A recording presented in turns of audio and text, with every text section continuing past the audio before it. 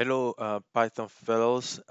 In this video, we'll be discussing lists, and this is probably one of the most important courses um, for this Python for Beginner full course. And let's jump right into it.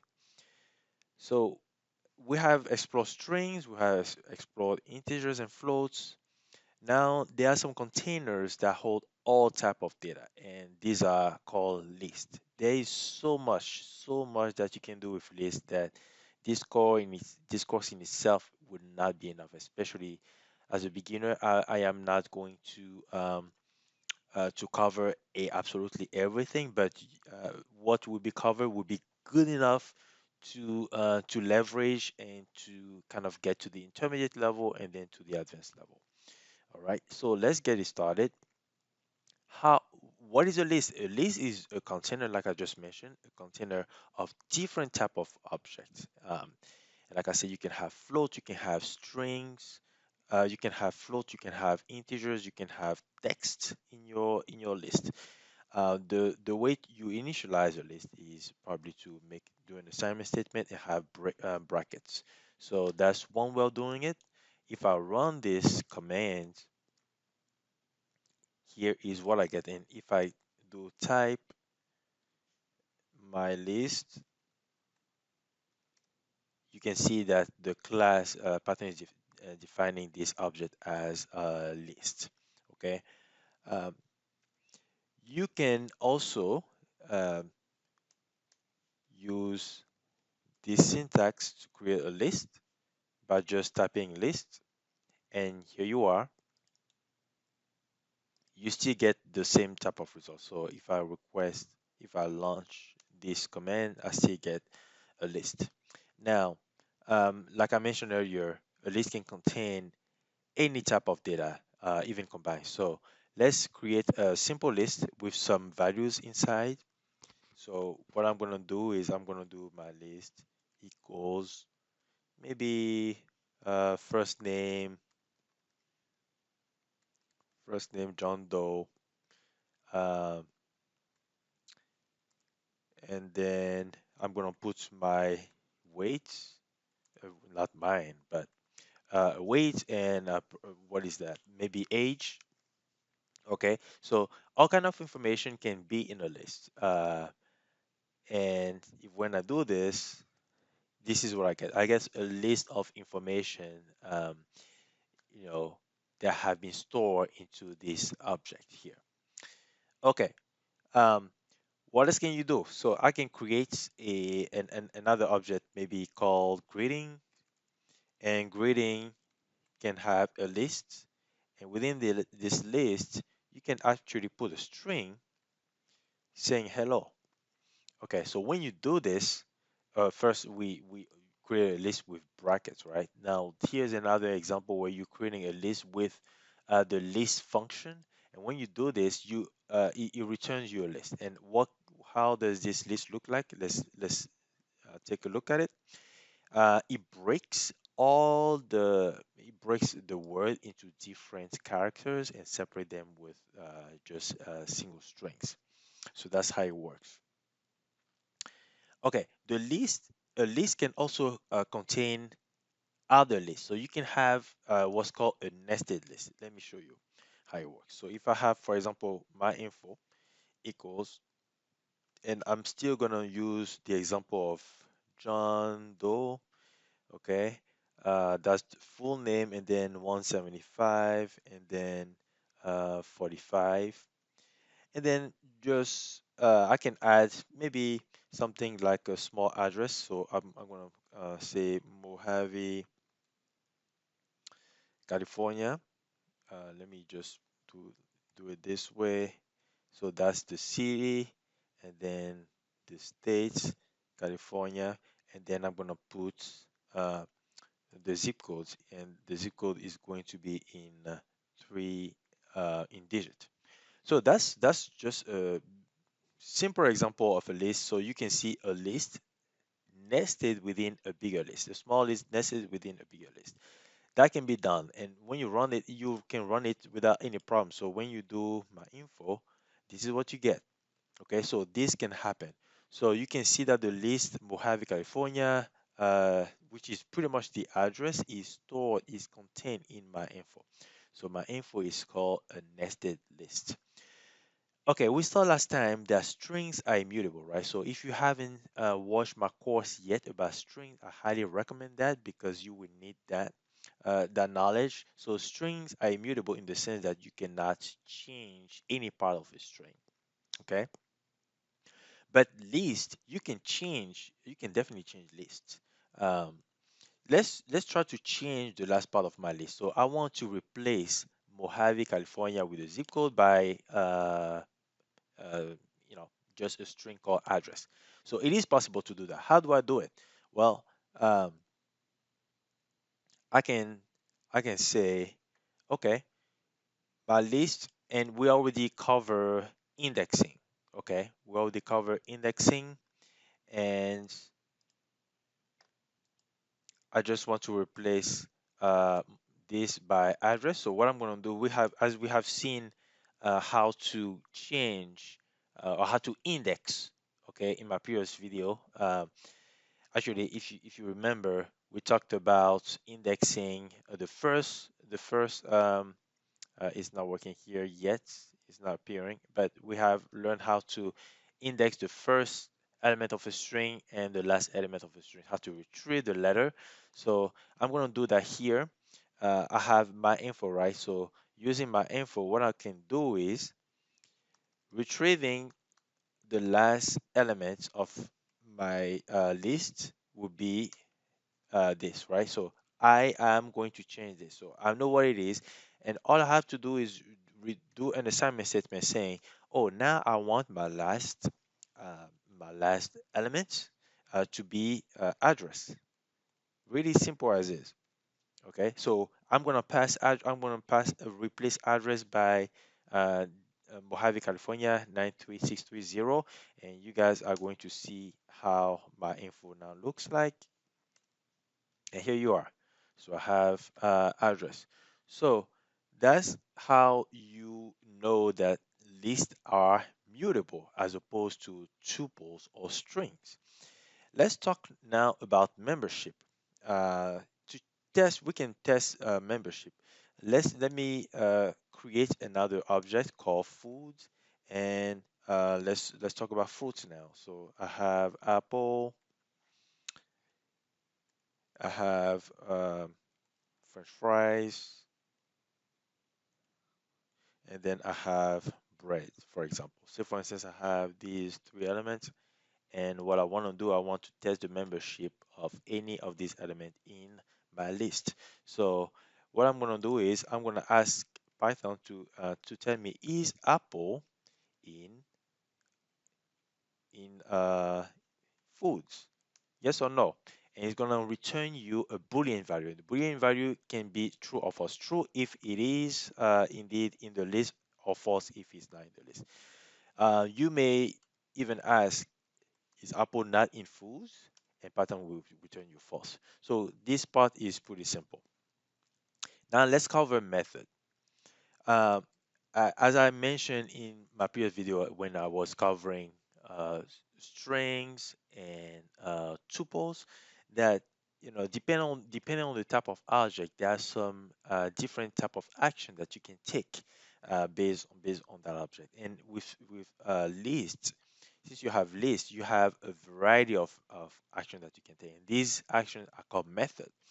Um, in order for you to know what you can do with a list, all you have to type is dir, and then you pass inside the name of the object as the argument. So that being said, here are the different type of method that you can use. You can do append, clear, copy, counts, and a whole bunch of stuff. So let's go through some of them, not all of them, but some of them. So the most frequently used. Let's go with the most frequently used. So let me create a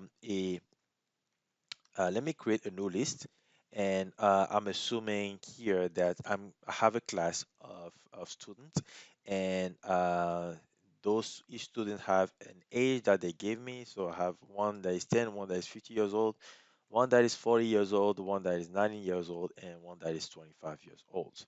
So, given that I have all this information as a list, what I want to do is I want to do a variety of operations. So uh, let's start with appending a new a new value. So, say for instance, I have a new student that came to my you know to register to my class or whatever, and that student is 4 years old. What I'm going to do is I'm going to append that new value and make my list bigger. So when I do student ages, I notice that I not only have five element, but I now have six element. And remember, here's the difference between a list and a set. In my previous video, I covered set, and I mentioned that set are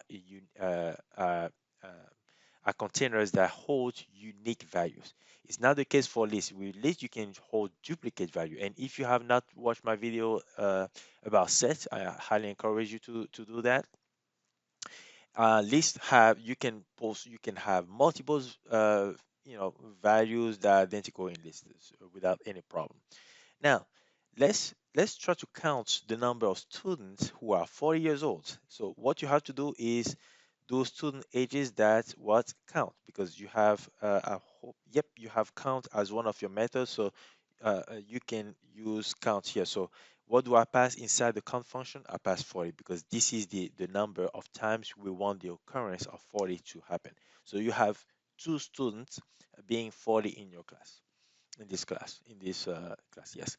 So for some reason, you may want to add two additional students to your class. Okay. Um, and if you also still remember the course about set, with set you can only add one element at a time, but with list you can add multiple elements at a time. So let me create another list of two students that I'm adding uh, to my class, and it appears that the one is 20 and another is 35.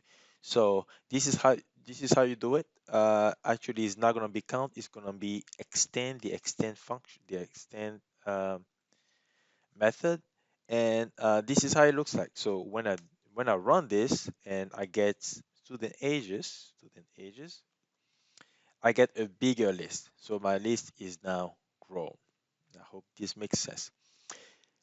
Now, what if I want to find the position of a student whose age is 20 in this list? And what I mean by position is at what is this student the first to join the class, the second to join the class, the third, or the last to join the class? So that's what I mean by position. And the best way to achieve that is to use the index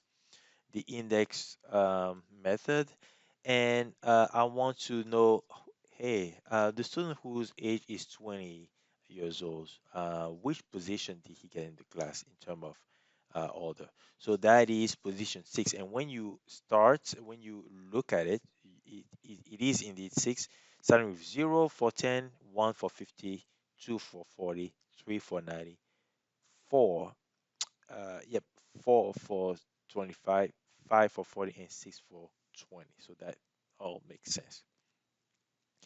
What if we want to insert a new student to the class at position 0? In other words, we want to move the student whose age is 10, right? And we want to put that student um, in the first position and move the student who is 10 years old in the second position. How do we achieve that? Well, it's pretty simple. So you do student ages and you request the inserts method, in which case you want to put first the position in which you want to include that student, and you want to put the value which is the age of that student. So let's try that. So the insert method, that's how it works. And um, if you request student age, then you now have 30 years old and then 10 years old. All right, so let's look at the pop let's look at the pop method, which is very much used in the Python community. Pop is a way to remove an element from a list.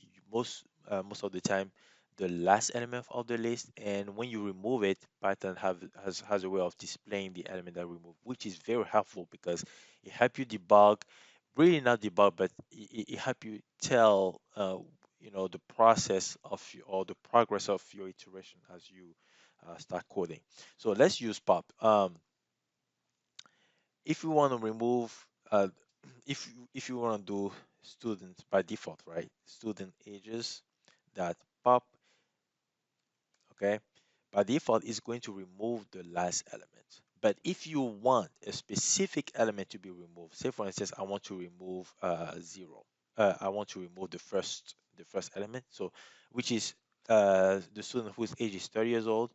You're gonna have to do that pop zero, and what it's gonna do is gonna remove 30. Now, if I want to look at what my list look like, now I'll only have how many? I only have like seven students left. We can reverse the order um, in which the element of a list have been set. So, say for instance, I have this order currently, right? Um, I can actually say, okay, uh, I want to reverse this order. So what I do is that I have student age that reverse. Actually, um, yep, that's how.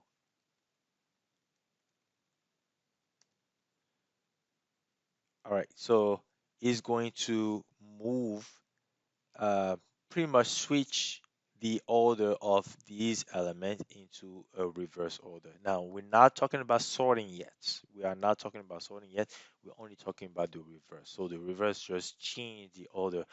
Whatever it was last become first, and whatever was first becomes last. That's how it works. Now, let's talk about sorting. Okay, now I want to sort. I want to sort my list.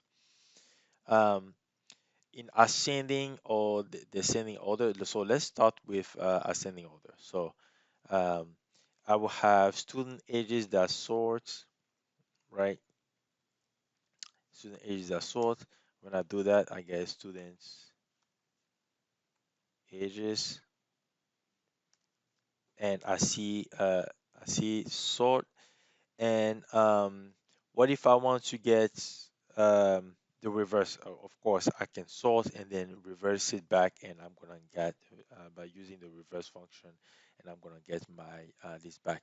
Now, there's also a there's also a sorted function that I'm gonna talk about later. To clarify, I know you may have this question coming, but I'm gonna get to that. Let's move to another method called clear. So if I want to remove all the elements of my list, right?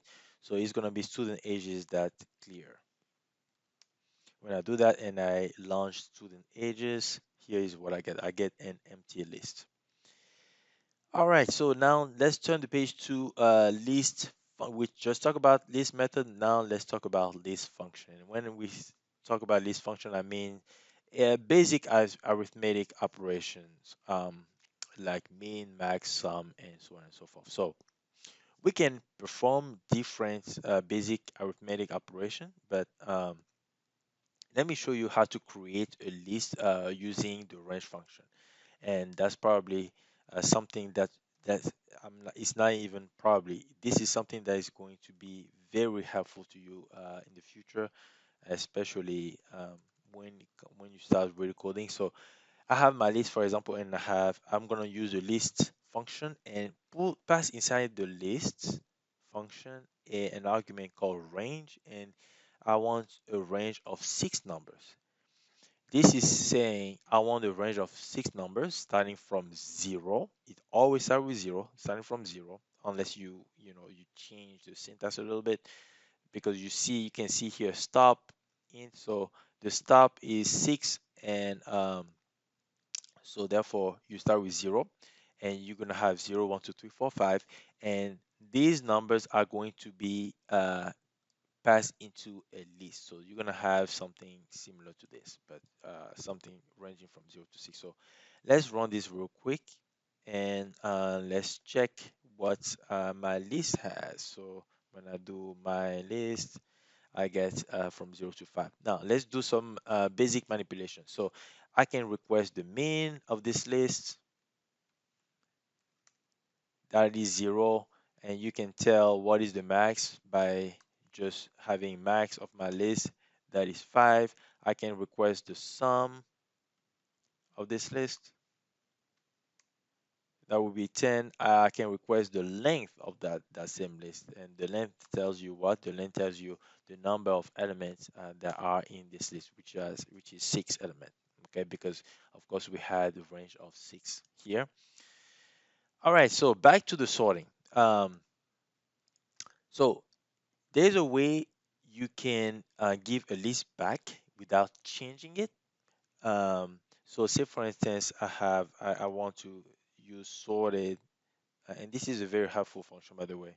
Uh, I have 9, 3, uh, 6, 7, and 10. Say for instance, I have a list like this, um, and I want to use the sorted function. So if I do that, then it's going to return 3, 6, 7, 9, and 10, right? I can request Python to give me a a sorted list, but I want to have it reversed automatically. So I'm just gonna have to pass reverse equals true. Okay. So when I do that, I get the reverse function. All right. So you may ask me, hey, what is the difference between sorted and um, the other example that we cover? Well, the other example, you allowing your list to be modified because you will be creating an assignment statements, right? By using what was that? I use pop. Yeah, right. So that sort, you will create an assignment statement to say, oh, student age sorted equals student age as sort.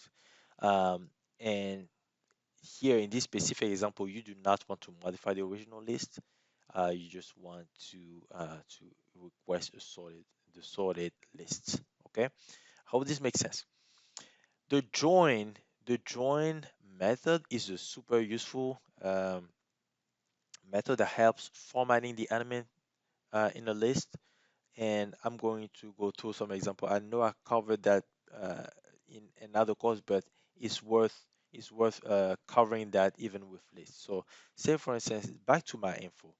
Um, say for instance, I have my info with let's see. Let me make this pretty straightforward. Okay, so I'm gonna have here Mojave, California, and then my zip code. Okay. Um, and let me run it. Oops, I have two brackets at the end, which can be corrected real quick. And so I have my info. And what I want to do is I want to print um, my info on each line. So each element of my list, I want to print them line by line. So the join can help you do that. So we're gonna go through two examples. The first one would be to do maybe a print of um, you know something like that join, and then I'm going to pass my info inside of it. So what do I want? What am I doing here? I'm taking this list that I want to break to break or to join. Let's say to join, not to break. And what do I want to pass within the join? How do I want to separate the join? Uh, how do I want to separate these elements? That's the best answer. I want to separate them by going to the next line. So I want to have John Doe, and then go to the next line. I want to have 175. Then go to the next line. I want to have 45, and then go to the next line. If you remember in my previous video, I believe it was about tuples. I showed you, no, it was about strings. I showed you how to manipulate text, and I was mentioning that there are those special characters that you usually want to remove, uh, to clean your data, to clean your text, and one of them are the tabulation signs, which are backslash t, and the going to the next line sign, which is backslash n. So backslash n is one of those characters that help you go to the next line. So when I do a print statement for this, let's see what's going on here. So I have this that join my info, and I'm having an error sequence item one expected. Oh, yep, I should have put, give me 1 second. I should have put this into a string, into a quote, because Python will not recognize the string. Okay, so I need to have that as a string. Uh, Even 175 and 45 need to be a string. Otherwise, this is not going to work. Okay, so let's rerun my info, and then let's rerun this. And this is what I have. So I have John Doe, and then I have 175, 45, and so on and so forth. So that's how it works. Now, there is another way. There are many ways you can use the join method. You can also connect each element of your string by a dash, in which case you're gonna have this. Okay. You can even connect each element with a slash, in which case you're gonna have this. Now, the reason why this is used most of the time is when you deal with paths, and you try to get the path of you're trying to get a path that you want to maintain, to read a file, or to spit out a file, and you want to be able to, you don't want to have to change them one by one, right? So you create these strings that that help control your path in a steady manner. So that's most of the time how this that join method can be used. And this actually ends this video. Again, lists are very, very widely used in the Python community, and I urge you to build on top of this lecture. This is the beginner level. There's so much more that we can do with list, but this course is good enough to get you really started, and get you up running. And I hope that you like this video. Please give a thumbs up if you like it. Subscribe to my channel for more content. I will be talking about dictionaries, which is the most important. I would say, to me, this is the most important data structure in Python, because you can use it, you can even start storing real data in Python dictionary. So I will see you next time for my next video, and have a good rest of your day. Bye.